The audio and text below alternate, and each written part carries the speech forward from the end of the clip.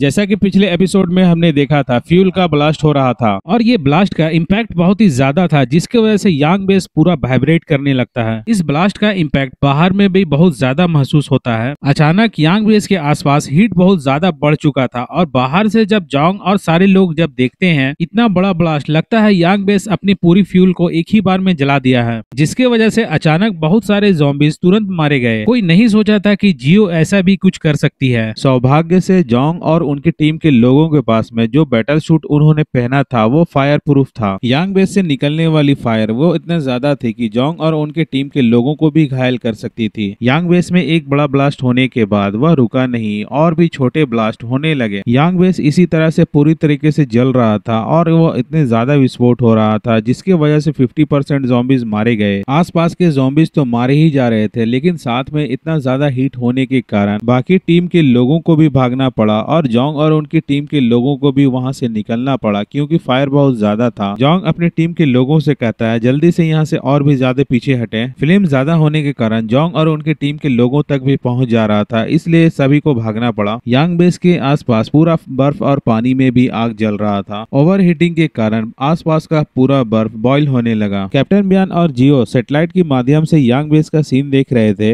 यांग base के आसपास fire का झील बन चुका था। फायर अब धीरे धीरे शांत होने लगा, लेकिन अब तो एक और मसला आ गया है कि अब यहाँ से निकले कैसे। जियो ने तो 50% ज़ॉम्बीज को मार दिया और वो मारने के बाद खुश हो रही थी। ये कैसा रहा? बहुत ही रोमांचक था ना। लेकिन सारे लोग कंफ्यूज थे कि अब क्या कहें। ज़ॉम्बीज के झुंड को मारने के लिए जियो ने अपना बहुत बड़ा नुकसान उठाया, इसलिए कैप्टन उसे सैल्यूट करते हैं और कहते हैं कि आपने एक अच्छा काम किया है। जियो कहती है कि हम लोगों को जल्दी से जल्दी बाहर जाना चाहिए और इस अराजकता का फायदा उठाना चाहिए, लेकिन बाहर निकलना अभी भी इतना आसान नहीं था। मेंग कहती है कि बाहर की स्थिति तो और ज्यादा गंभीर हो चुकी है, बाहर एक महासागर बन चुका है, इसलिए हम लोग और हमारी टीम और सारे लोग कैसे जाएंगे। अगर हम लोग पानी में तैर कर जाना चाहते हैं तो हम लोग एक तरह से डिफेंसलेस हो जाएंगे और ऊपर से उड़ने वाले कांसे बख्तरबंद ज़ॉम्बीज जो हैं वह हमें कभी भी बहुत ही आसानी से मार सकते हैं। जियो कहती है लेकिन इस वक्त तो हम लोगों को एडवांटेज है, हम लोगों को रिस्क तो लेना ही होगा उस पार जाने के लिए, नहीं तो अगर ये वक्त हम लोगों के हाथ से निकल गया तो हम लोग यहाँ पे और भी फंस सकते हैं। जांच टीम के लोगों में से एक शख्स आगे आता है, ये जिकांग, जो कि एक मैकेनिक था। उस पार जाने के लिए हमें एक स्पीड बोट की जरूरत है जो कि मैं बना सकता हूँ। जियो का एक सबऑर्डिनेट कहता है कि लेकिन हम लोगों के पास में ज्यादा वक्त नहीं है। ये जिकांग कहता है कि अगर मुझे जो सामान चाहिए वो आप लोग देते हैं और मुझे आप लोगों की भी थोड़ी सपोर्ट की जरूरत पड़ेगी, बस ज्यादा वक्त नहीं लगेगा, मैं इसे बना दूंगा। कैप्टन बियान कहते हैं कि आप लोग अपना काम स्टार्ट कर दें, आप लोगों के पास वक्त ज्यादा नहीं है, 15 मिनट में आप लोगों को वक्त दे रहा हूँ, स्पीड बोट तैयार करना होगा। उसके बाद कैप्टन बियान स्क्रीन को देखते हुए बता रहे थे बहुत सारे ज़ॉम्बीज जो कि अटैक के नजदीक में थे वो तो मारे गए, लेकिन कुछ ज़ॉम्बीज ऐसे थे जो कि थोड़ी दूर में थे, उन सभी को ज्यादा नुकसान नहीं हुआ है,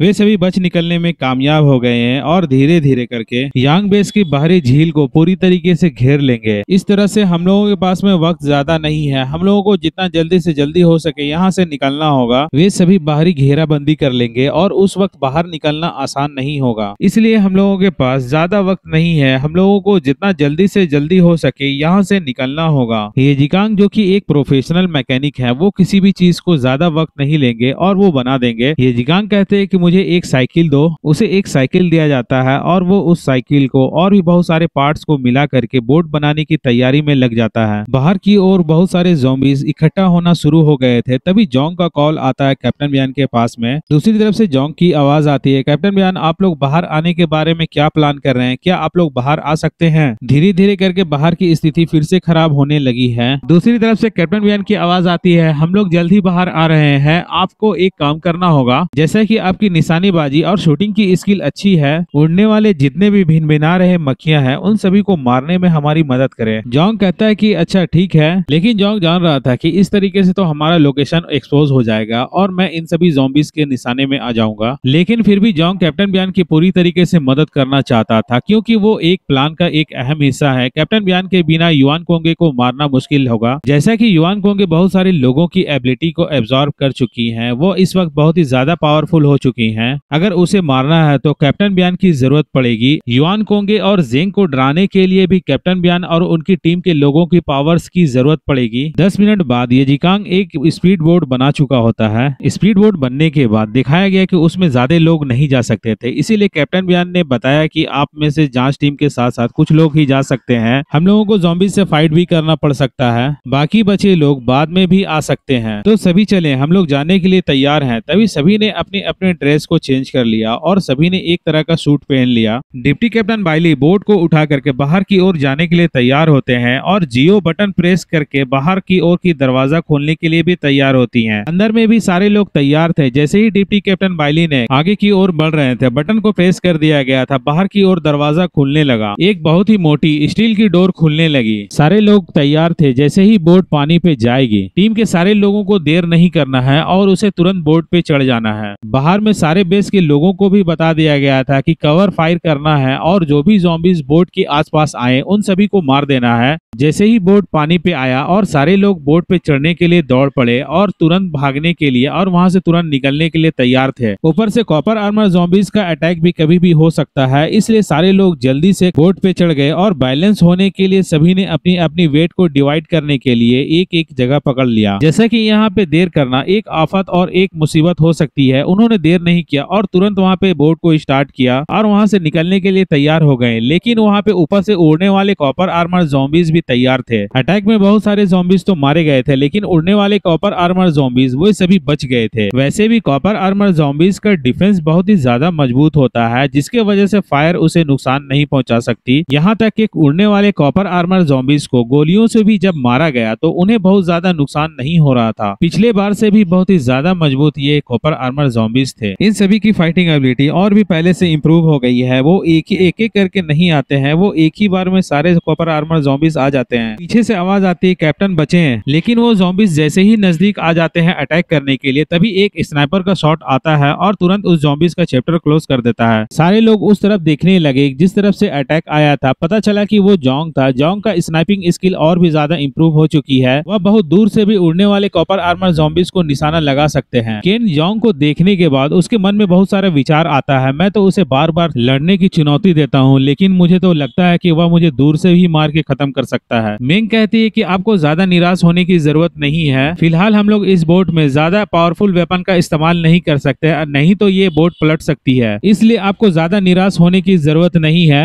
केन कहता है कि कैसी परेशानी है, ऊपर से ये बेकार गन है जो कि किसी काम का नहीं है, इसीलिए मैं अपनी स्पिरिचुअल कैनन का इस्तेमाल करता हूँ। उनसे इन सभी ज़ॉम्बीज से निपटना आसान हो जाएगा। फिर अचानक दिखाया गया कि बहुत सारे ज़ॉम्बीज जो कि तैर के आ रहे थे बोट की तरफ। इस तरीके से तो बहुत सारे ज़ॉम्बीज अगर आ जाएंगे तो वो बोट पे भी चढ़ सकते हैं और दूसरी तरफ से बोट को पलट भी सकते हैं। येजिकांग ने भी जब देख लिया कि बहुत सारे ज़ॉम्बीज हैं जो कि तैर करके बोट के पास आ रहे हैं, तो येजिकांग ने तुरंत अपनी बोट की स्पीड को बढ़ा दिया। बोट को पलटने के लिए कुछ ज़ॉम्बीज ऐसे थे जो कि बहुत ही नजदीक आ चुके थे और स्पीड बोट के नीचे ब्लेड से लग करके बहुत सारे ज़ॉम्बीज मारे जाने लगे। लेकिन जैसा कि सोचा गया था, कैप्टन बियान और उनकी टीम के लोग जैसे ही बोट से नजदीक किनारे की ओर आ रहे थे, बहुत सारे ज़ॉम्बीज थे जो कि वे सभी घेराबंदी करके अटैक करने के लिए तैयार थे। कुछ ज़ॉम्बीज ऐसे भी थे जो कि डूब करके पानी में तैर करके कैप्टन बियान और उनकी टीम के बोट के नजदीक आने लगे। दूसरे बेस के लोगों ने भी जब ज़ॉम्बीज पे अटैक करना शुरू किया तो सभी ज़ॉम्बीज का ध्यान उस तरफ चला गया और वो उन सभी को भी घेर लिया। जैसे जैसे बोट किनारे की ओर पहुंचने लगा, तब केन जब देखा कि बहुत सारे ज़ॉम्बीज सामने की ओर हैं, तो वो उन सभी ज़ॉम्बीज को मारने के लिए अपना अटैक चार्ज करने लगा ताकि उन सभी ज़ॉम्बीज को मार दिया जाए। लेकिन कैप्टन बियान तुरंत आते हैं, उसके कंधे पे हाथ रखते हैं और कहते हैं कि रुक जाओ, अपनी फ्लोटिंग कैनन की अटैक को रोक दो।